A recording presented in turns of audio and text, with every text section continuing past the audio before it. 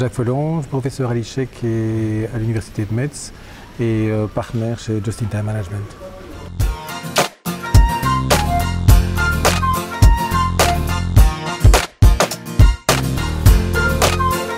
Il y a le côté passif et le côté actif. Enfin, il y a le côté veille, premièrement, c'est-à-dire trouver sur Internet les informations qui sont nécessaires pour mon business. Que font mes concurrents?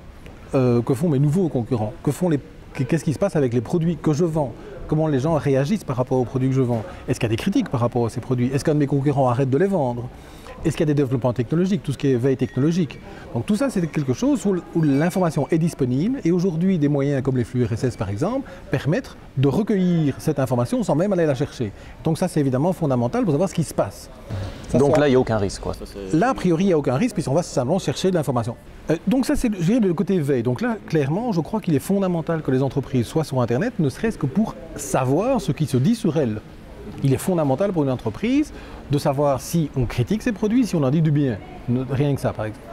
Et alors, il y a aussi le côté ma présence sur Internet. Et donc, l'entreprise qui est absente sur Internet, ça veut dire que les gens qui chercheraient éventuellement des informations sur des produits, sur l'entreprise... Mais c'est un risque énorme d'être présent sur Internet. Moi, j'ai un cas d'une pizzeria, là, Domino, je pense. Ouais. Il y a des employés, ils sont amusés à cracher sur des pizzas, à faire des choses absolument immondes et à diffuser cette vidéo sur Internet. C'était une blague, mais il y a beaucoup de gens qui ont pris ça pour une véritable histoire. Ça fait un scandale, un énorme buzz et le CEO a dû réagir un peu mal, mais... Bon, quand c'est comme ça, j'ai juste envie de fermer tous les tuyaux, je n'ai pas envie que mes employés soient sur Internet. Mais d'abord, il y a un grand principe, c'est qu'on ne peut pas. Clairement, interdire l'usage de l'Internet, c'est une aberration, puisque, comme interdire l'usage de Facebook, on n'empêchera jamais un collaborateur d'aller sur Facebook le soir, de chez lui. Et donc, on ne peut pas complètement bloquer. Et donc, ça existe. Alors, à partir du moment où ça existe, ce qu'il faut faire, c'est essayer de le contrôler. Et le contrôler de deux façons. D'abord, par la formation, pour expliquer aux collaborateurs, parce que parfois, ils ne se rendent pas compte. Pour expliquer aux collaborateurs qu'il y a des choses qui se disent et des choses qui ne se disent pas. Et notamment mettre en place des politiques. Prends l'exemple de Coca-Cola. Coca-Cola met en place maintenant une politique de communication sur les médias sociaux dans laquelle les collaborateurs de Coca ne peuvent y aller qu'en disant qu'ils le sont. C'est-à-dire que si le vice-président marketing de Coca va sur un blog pour donner des informations au sujet de Coca, il doit signer avec son nom et son titre. Et donc il y a, je dirais, un encadrement. Alors il y a aussi des formations qui commencent à être données pour expliquer ce qu'on peut dire et pas dire. Parce que parfois, il y a des choses qui arrivent sur Internet qui sont de la naïveté totale. On a quelqu'un qui sur Facebook va pas être invité à une soirée et met sur Facebook écoutez les gars, je serai en retard parce que je suis en train de terminer la négociation du contrat machin avec la société X.